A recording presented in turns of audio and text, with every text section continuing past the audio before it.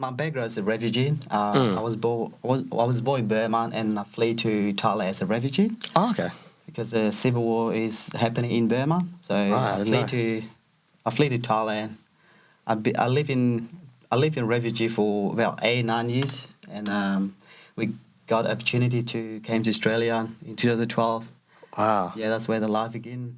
Welcome back, everyone, to Fighters of Perth, the show where we aim to get to know our fighters here in Perth a little bit better, their story, their journey, and hopefully make a new friend along the way. My guest with me this week is Moodoh. So, Moodoh, thank you for coming down. I'm very happy to be here, man. Thank you for having me. It's an absolute pleasure, man. Moodoh is WBC state title, bantamweight. He's also had 20 fights. Recently just had a fight, which we're going to talk about in a little bit. But yeah, just an absolute weapon in the ring. So I'm really privileged to have you down. Very happy to be here, man.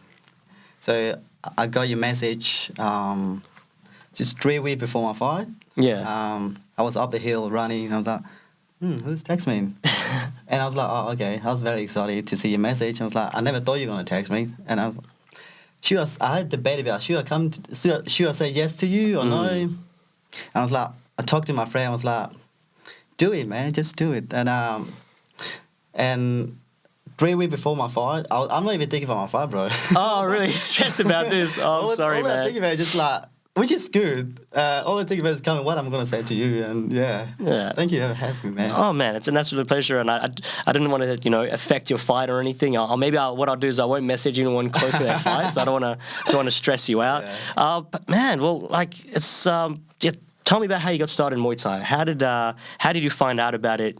How did you, I guess, go from just doing it maybe casually, if you did start off casually, to then wanting to compete? Tell me your story. Yeah, so when I first came to Australia, I don't speak any word for English. Wow. I was in the class, and one of my teachers tell me that if you wanted to improve your English a little bit more, like learn a little bit faster, to join the sport team and make a new friend, and yeah, that's another way to learn English. And sorry to interrupt. How long before you realized that ooh wasn't an English word? Still now, I think. Yeah. I don't know what I mean. Yeah. So I was Joe play soccer. Like, I make a lot of friends in play soccer and start to talk to people. And I always been nervous, like just started talking to people. And so I fought a Muay Thai. Like I wanted to do Muay Thai because where I came from, obviously Burma, that's where I came from. Fighting is, I don't know if you know, but it's a big part of the culture. We have our own style. It's called lightweight. Yeah. And when back in Burma, I only watched their fight, and I was like, I wanted to do this, So I came to Australia. I don't know where the gym is. I don't know how to speak the language. I don't have enough money to pay for gym membership, and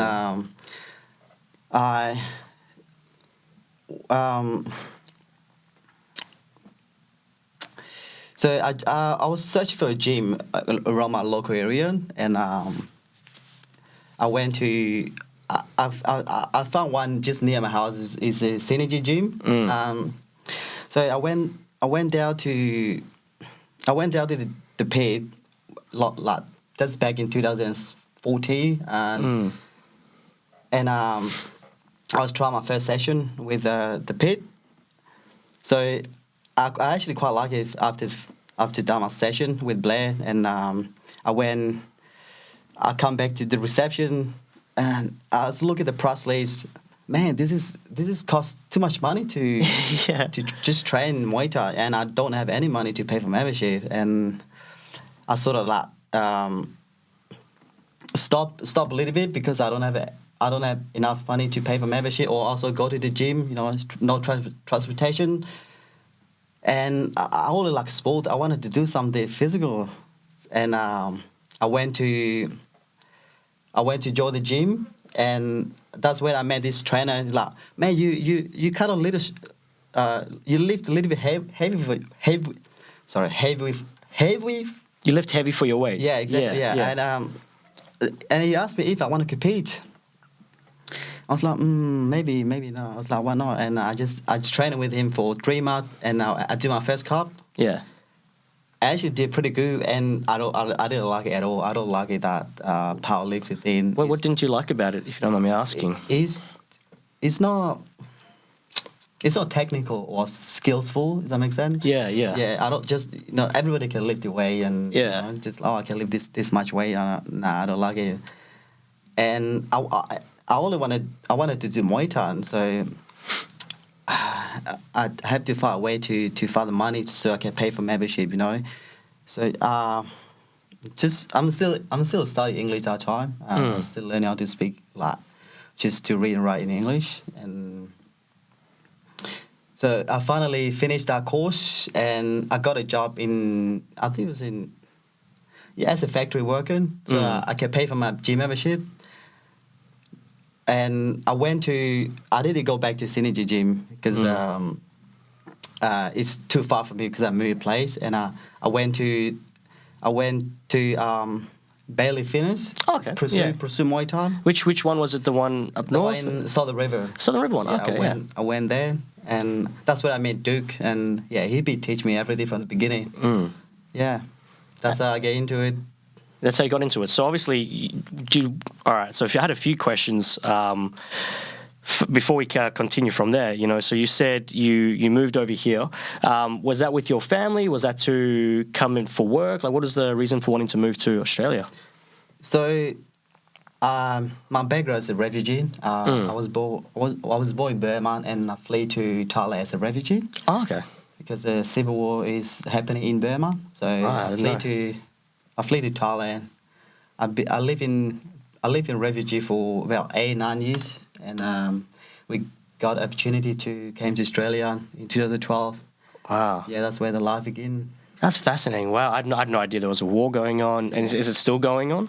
It's getting worse. Gone worse. It's getting worse, yeah. Wow, that's a whole different thing we could talk about. Yeah, wow. that's another story. That's a whole other story.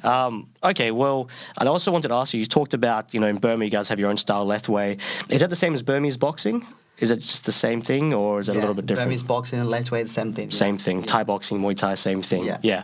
Okay. Did you manage to do any Burmese boxing or Lethway when you were back in there, or just something you'd watched and you're like, I want to do that? No, I didn't have a chance because where I came from is the village, and we don't have a time because we have to flee a lot. Because, like I said, there's the fight is going on. But I managed to have one DVD when I was a refugee camp. I watched that fight. Practice. Yeah. That's cool. So I only like the content thing. Yeah. Okay. Well, and then you were talking about. Obviously, you're wanting to train the pit. You didn't have money, and then you started getting a job after you did your English course. How long was that? How long was that period of time for the end of the course before you were working, before you could actually start training at the pit? Oh no, so not the pit at Bailey's. Bailey, yeah. I think it's about 14, 15. This is 2 years. 2 year period. 2 years before I started doing Muay Thai. But between that, I'm just lift away and play soccer. But Muay Thai is only, fighting is only what I wanted to do it. So, because I don't have enough money to pay for membership, I bought those small bag for Kmart. I hang in my backyard, and me and my brothers all play around, and my mom gets sick of it. Yeah. Sometimes the neighbors complaining. You're making too much noise in the bag? Yeah. I keep practice myself, and when I first go to Bailey, they thought I was done Muay Thai before because how well I do in my first class. Because I sort of know how to kick and know how to punch straight away. So Bailey was, it was Duke. It was like, oh, you fought before. I was like, no, I'm not fight. Just a natural. Yeah. So the whole time, wanting to do Muay Thai was on your heart, even though you're doing powerlifting, you were doing soccer. It was always Muay Thai that you wanted to do. Yeah. So it was pretty cool. Once you got a job, you're like, yes, finally I can afford it. Yeah. That's cool. It's not actually doing Muay Thai, but it's actually fighting. That's fighting. Just fighting, yeah. I also think about, before I do Muay Thai, I was thinking about doing boxing as well, but I wasn't sure if the category for it, because obviously I'm a very small guy, so it's when you see a boxer, they're all big, tall, and... Sure I'm sure they would have your weight division. Yeah, probably they do. But I'm still too small to do anything. To be honest. You still struggle to find opponents at your weight? Oh yeah, it's very difficult, especially in Australia. You know, or Perth. There's nobody here for me to compete with. Most of the time, if I'm lucky enough to get a promotion to book me a fight interstate, yeah, so I could get a fight. Otherwise, no fight. No fights. And just for those who don't know bantamweight, like what weight is that you usually fight at? So in Muay Thai bantamweight, pretty similar to boxing. 53.5. 53.5. Damn. So that's very low, very rare weight class. Yeah. And you hold quite a bit of muscle for your size, so you're actually short for your division as well. Because I think I saw you in your weigh-in photo against your recent opponent, and he was quite taller than you as well. But I mean, that's not really a problem. You're used to being the shorter guy. You know how to get on the inside and do all that. Yeah, I actually like fighting not too tall guy, but a little bit just like my last opponent. That's perfect size. Not too short. Not too short. Not too tall. Nah. When an opponent is really tall, it's very difficult to get in. You know, especially when someone knows what he's doing. Yeah, it's not easy to fight, man. If you fight him 100 times, you will lose 100 times. Yeah, if they know how to use their reach and their range, it's a nightmare to get in. Like I said, even if you're used to being the shorter, it's frustrating. Very, very frustrating. So you talked about, finally being able to start Muay Thai and then going to Bailey's. How did you go from Bailey's to the pit? What's the story there? And, did you fight when you were at Bailey's at all, or did you have your first fight when you were at the pit? Yeah, like I said before, Duke was like, "Oh, you very good. You want to fight?" Even though I only be training for 3 months. And I was like, I talked to Adam. You fight next week. Fight, not interclub. Fight. You fight next week. Oh, okay. Oh, actually, yeah. Before that, I have a 2 interclub, and I did really well. Like, I was like, oh, maybe it's 7 days fighting, and it's like, you want to fight? And I said yes. And the fight's booking. Guess who I'm fighting? Who? I'm fighting Kian. Oh, Kian. Yeah. How was Kian your weight? Well, he was very skinny back then. Right, yeah, he has put a lot of muscle. Young boy. Yeah, he's only young kid, and I also have a hard time fighting him. He's very tall, and he's good as well. Yeah, he's getting there. He's better. Back then we have to wear a body pad. I don't know if you remember. I was very lucky we got the body pad. Otherwise, I would be finished the first round. Oh, he grabbed my neck and knee. Right, you just clinched. Yeah, clinched me. Yeah. I'm very lucky to survive that fight. And after that, I have another fight after that. Lost. Another fight, lost. Another fight, lost. And I have a little bit doubt in myself. Like, maybe this is not for me. I'm too small enough for this. Or maybe I might go back to the pit. Just go back, join. If you can't beat him, join him. Maybe I go back to the pit, and I went just after my 4th fight. I lost. Just the next day, I'll go straight to the pit. I thought, I'm going to maybe try different style, different gym, and after having 4 straight lose, most people probably give up. I was like, I love fighting. I just made a lose and win. But I went to the pit.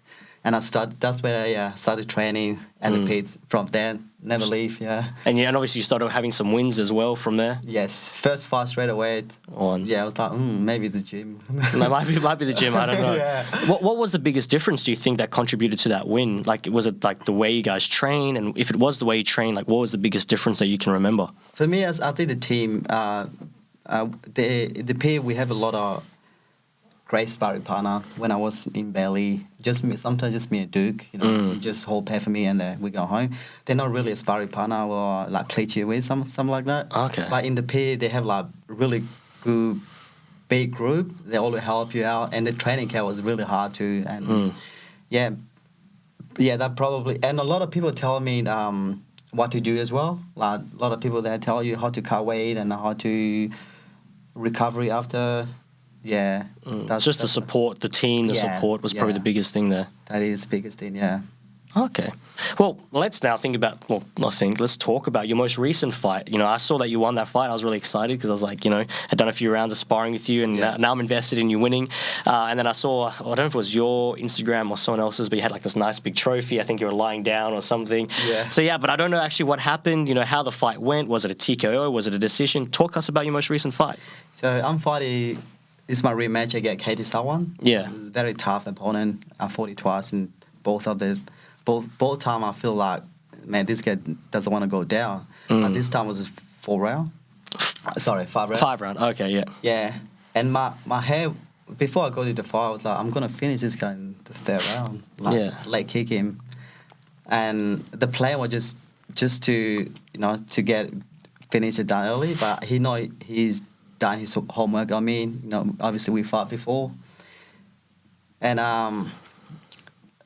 he like go forward when he fight, like go forward, and I'm also like to go forward as well, and I don't want to get into the clinch and try to dump him a lot because I have to save my energy because it's 5 round. If I try to dump him, I'm gonna waste a lot of energy. So most of the fight, you never see me fight like that before. Most of the fight, I just like step back and chop the leg in, and go body shot and switch to southpaw and left kick. I never walk forward, just farm up back foot, yeah. And I was lucky to win the fight, 5 round. Yeah. So the fight went the distance. Yeah, distance, yeah. And so, like, I know sometimes with, it depends on like who's judging the fight. Sometimes if you're the one that's on the back foot, even if you're landing more, they can sometimes give it to the person that's pushing forward.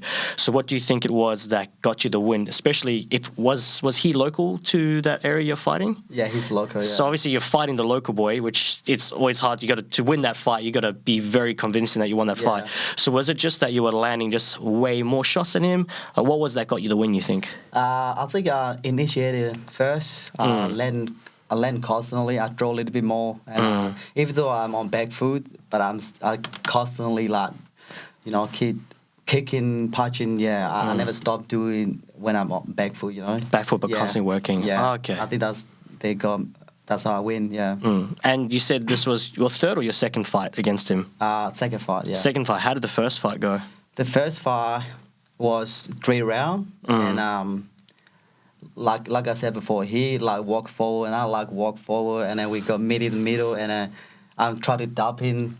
So I think the last fight that I won, because I do a lot of dumping. If you watch the fight, I keep dumping over and over and over. That's how I win the fight. Yeah, but I don't want to this happy the 5 round because it's a different story in 5 rounds. So. Yeah, really, like especially if you take a lot of their weight, they can sap your energy out. Yeah. So it's good you do 1 or 2, you're like, okay, that's enough. Yeah. Okay, so talk me through.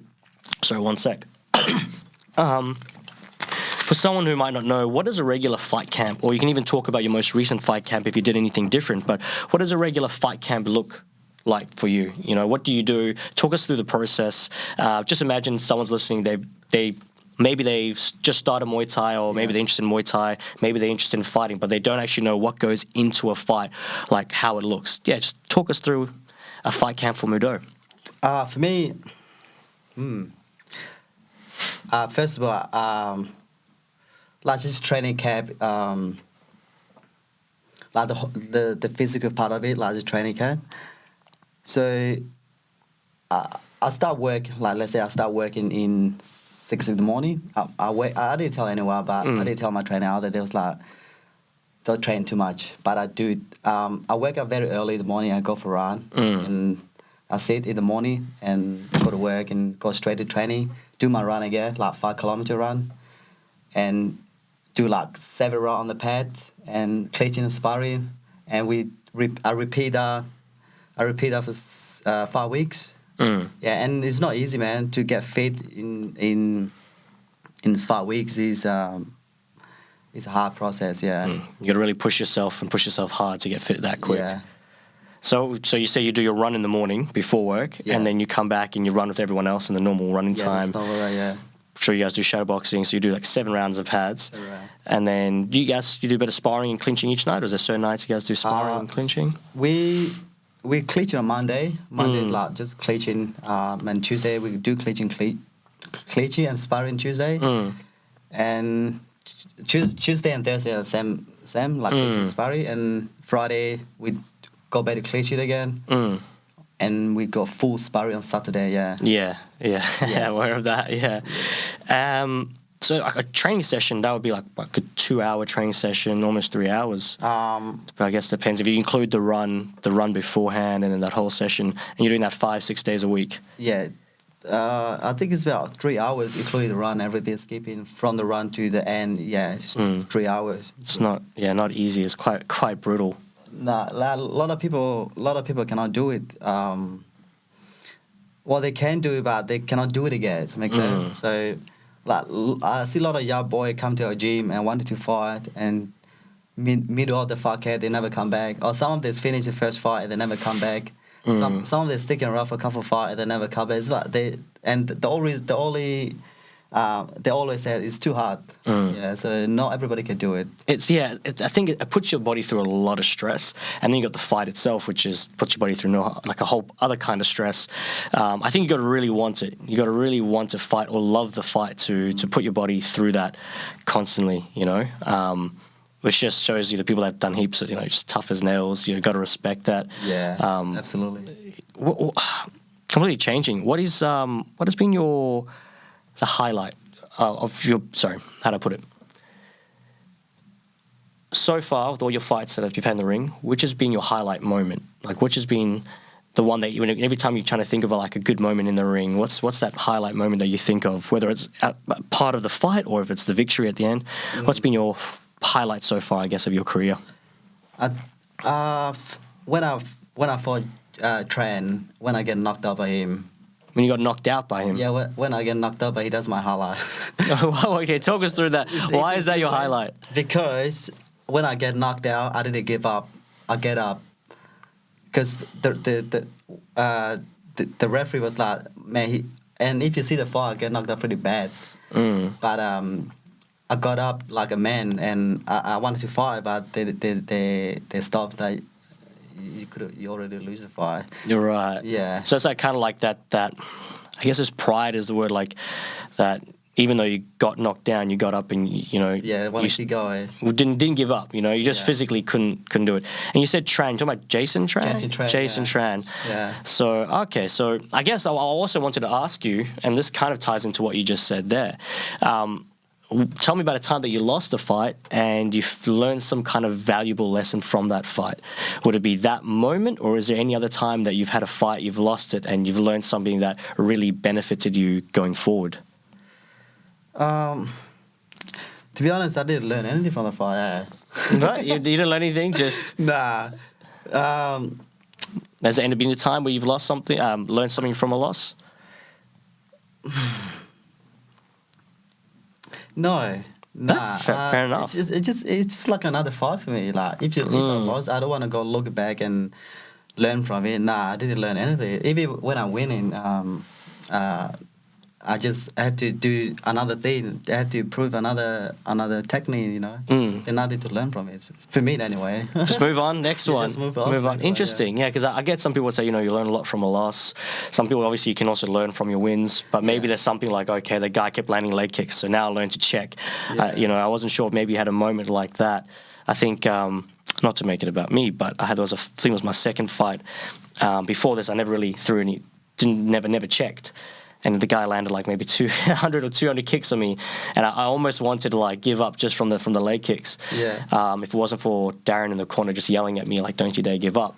But after that fight, I was like, a valuable lesson I learned there was check kicks. So did you ever have anything like that, like technically speaking, where maybe it was keeping a tighter guard or anything like that, or you just felt like there was never a moment like that? You just from your training camp, you learned whatever you need to learn. For me, it's like listen and keep my hands up. Okay. And yeah, when I fought Jesse Tran, I didn't listen to my corner because it's Fabra, and my trainer told me to start slow, and I didn't listen to him. And I went like you always fight. I went into it and I get caught. And yeah, maybe that's another way to learn. Just keep my hands up and listen. Yeah. So that's what the valuable lesson. Keep your hands up, listen to your coach. I think that's valuable, and you can say you learned that from the fight. Let's just take that.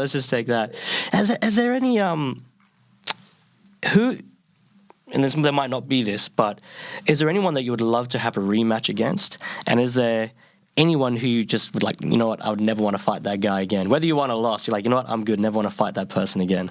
So, what would it be? Okay, the one guy in you know Corey Nicholson, right? So say that again? Corey Nicholson, he's from Queensland. I fought him in like 2 weeks' notice. He's like world champion now. Oh, okay. Maybe one day I want to rematch him. He's probably a good opponent. I like his style, and yeah, maybe one day I'll fight him again. Fight him, hopefully for a world title. That'd be pretty cool. Maybe I'm not ready for that. Well, but you said later on, yeah, maybe, on. yeah. And again, I would never fight Jesse Train again, man. This guy, he hit really hard for the smaller weight class, and I'm very big fan of him to train. If he fought a little bit more often, man, he would do really good. Yeah, I will never fight him again. Yeah, just too powerful for the division, you think? Too powerful, yeah. Too strong, yeah. No, fair enough. Respect to Jason Tran. Respect. I'm trying to think. That's the he fights out of Amma. I think Yeah. He's always he's won most. I don't think I've seen him lose many fights. Nah, not at all. No, he's just an absolute beast. I want to see him fight a little bit often. I think he would do really great, like international level. But I haven't seen him fight in quite a while. Yeah. I think it was one of the more recent Muay Thai Grand Prix he fought, if I'm not mistaken. I can't remember the guy's name. Had some kind of like Dutch last name. Yeah. If I'm remembering correctly, but yeah, it'd be good. He's a good fighter. He's got a cool style as well. Very explosive. I like his style. So yeah. Well,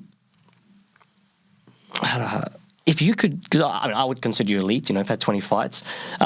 If you could be an elite athlete at any other sport that isn't a combat sport, so not boxing, not Muay Thai, Jiu-Jitsu, anything, right? What would it be? I think I will be a professional rock climber. Professional rock climber? Yeah, I think Is that something you do on the weekends? Why do you want to be a professional rock climber? I really love the outdoor activity, you know, and rock climbing is part of the sport, and I think it's very interesting sport, you know. The way they mount sand, they focus, and just like how they do it.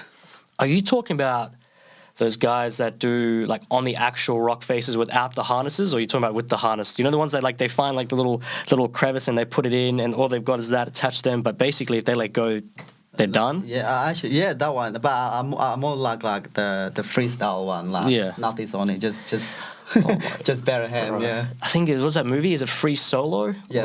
Solo. Did you watch it? Yeah.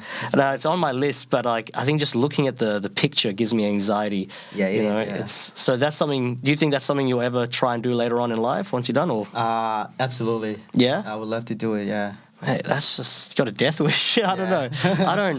It's the idea that you could just put your hand in the wrong place and just slip. And I mean, it's cool. I love extreme sports, but I don't know, something about that just scary. But I think, you know, I would love to go skydiving, and people could think the same thing. Your parachute doesn't open, you're done. So there's always something, you know. Yeah. But okay, fair enough. I didn't even know for rock. I'm guessing it's a sport, right? So you can have champions, or you can. How does the actual sport work? Because I don't know how that works. I don't know if they're actual competition for it, but maybe they're doing an indoor competition.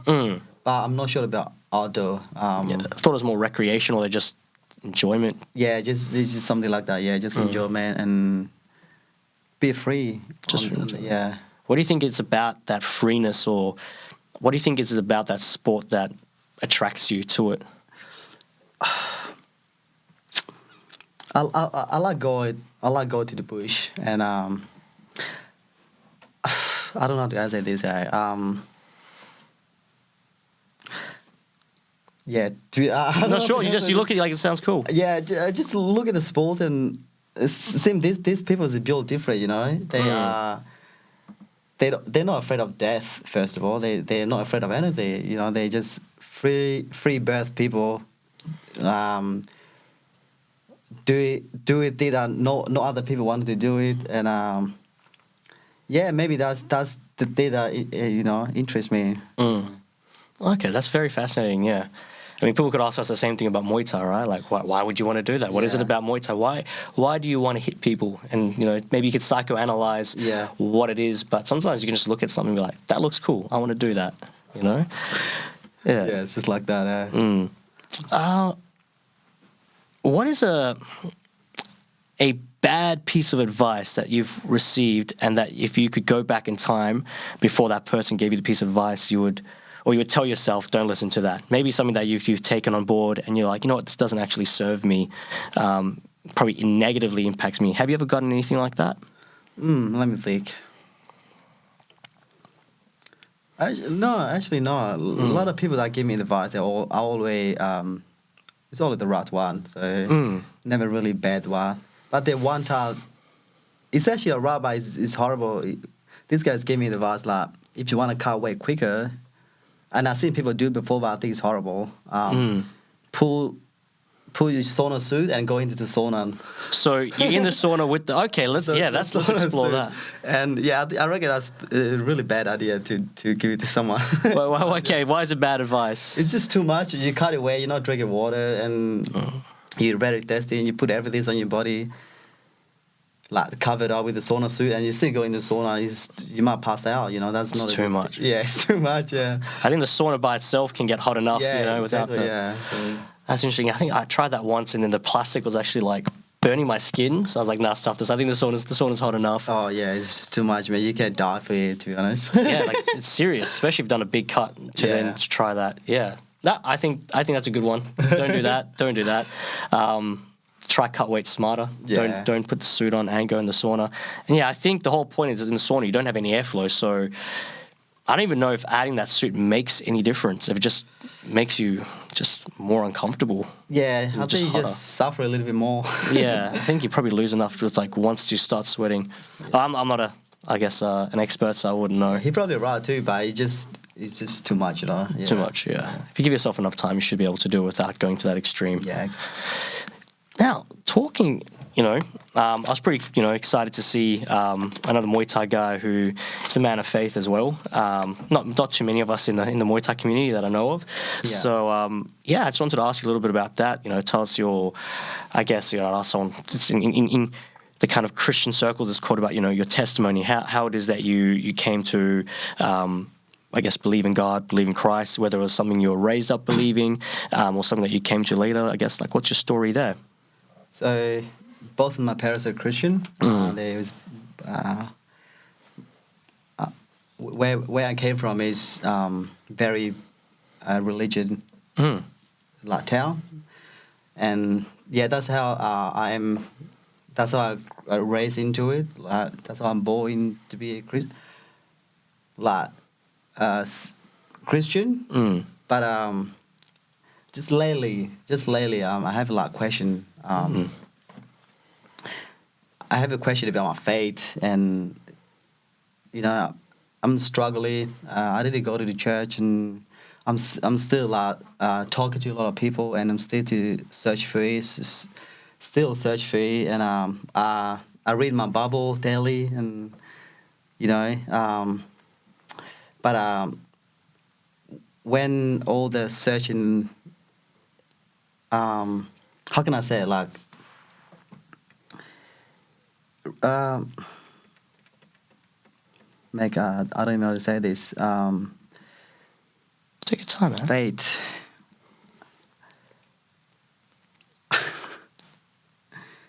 Most of your English has probably been through Muay Thai gyms, so you might not have the word for this. It's very. I lost the faith while I'm growing up, and I'm trying to find my way back in to have a strong belief when I was young, you know, because I don't want to blame people or maybe hang out with these people and just tell differently, you know. Most of my friends are non-believer, and I'm not saying anything they push me to that way, but I start to have a question about myself about. I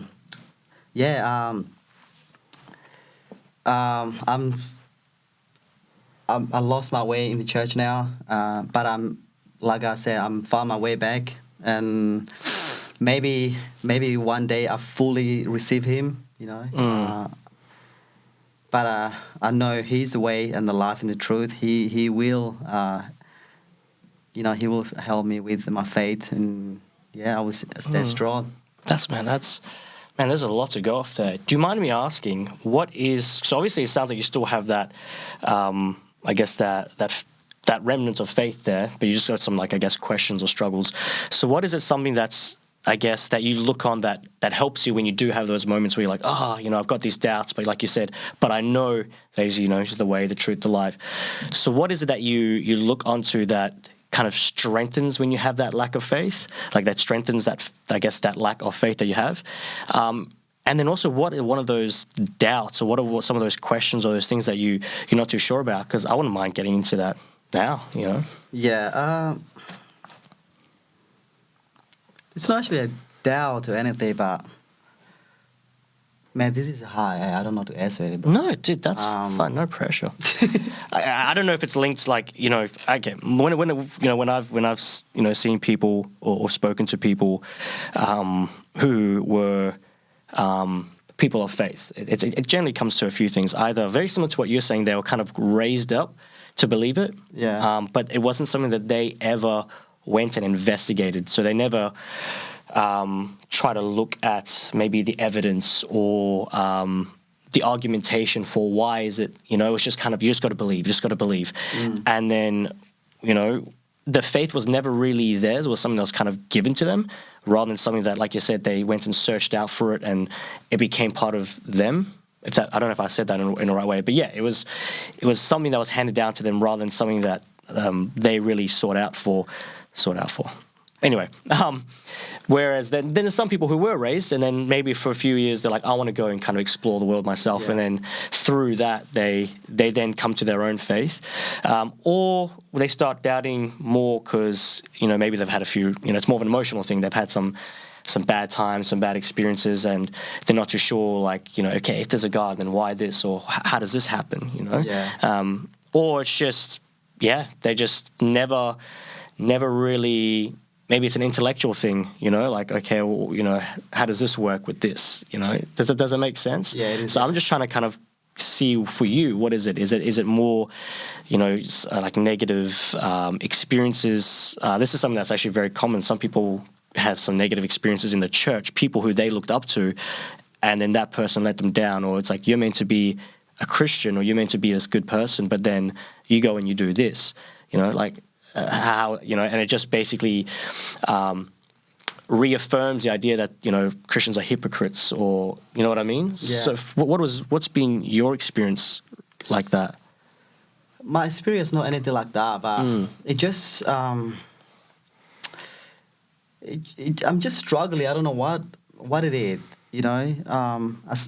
you see things happen in the world, why is this happy, what's happy, but for me, I just wanted to be a strong believer of Christ, and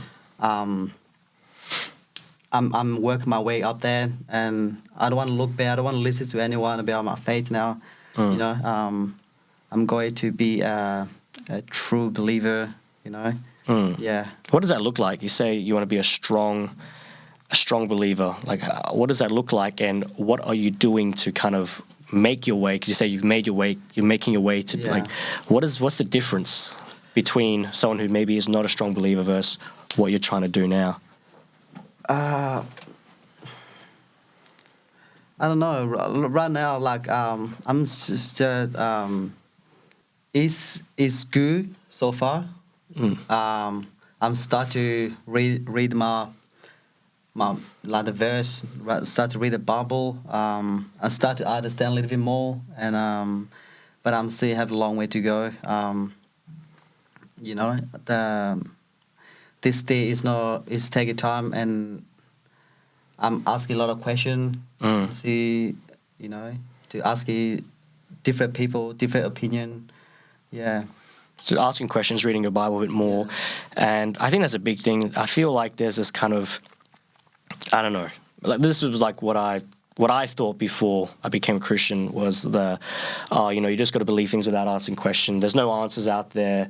Not realizing that there's this whole field of people with, that go into these kind of difficult questions and answer those questions, you think you just gotta just take it with, if you have a question, you just gotta, because some people experience this, the person's like, oh, don't ask questions, it's wrong to question, when it's like, no, questioning is good, that's how we come to truth, and the more you question, I'll either give you the opportunity to discard any false beliefs, or you just get that little bit closer to true beliefs, so I think questions are a good thing, and we should never be ever afraid to ask questions, even if for that brief moment it challenges what we already believe, because what the worst case scenario, we stop believing something that's false and we change our opinion, right? Yeah. So, so the question I always ask at the end is, what do you believe is the meaning of life, if you believe life has meaning, and I think it'd be interesting to take your,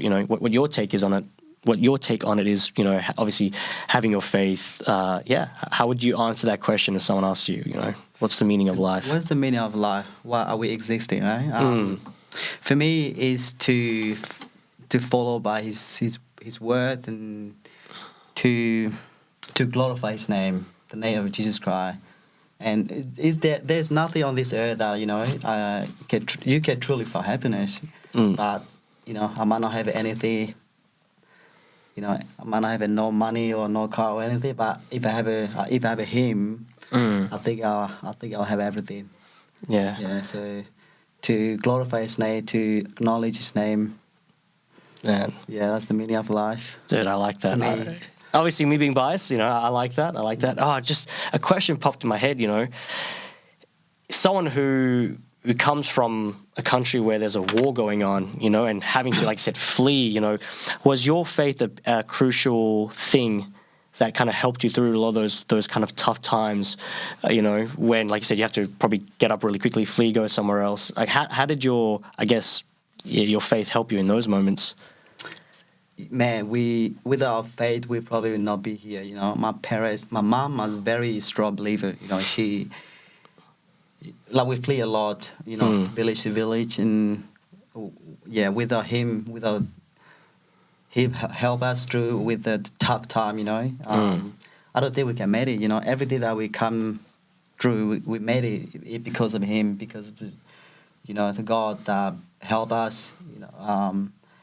There be a time that we cannot survive, but we survive. So yeah. So thanks to the name of Jesus Christ, he blesses us, and he gives us out like more than what we ask for. We be living in refugee camp. Very lucky to came to Australia. That's his blessings. When I was young, my mom and dad. I rarely see my dad when I was young, because he's in the resistance. But my mom pray like morning, afternoon, and and just you could see the effects of that. Yeah. And like I said, too many coincidences or too many blessings, as you say, being able to always make it out in time and making it to Australia and all that, that's so powerful. Man, thank you so much for coming down. I really want to talk to you more once this is done. This is so cool. Thank you so much for coming down, man. Thank you, Zed. Thank you.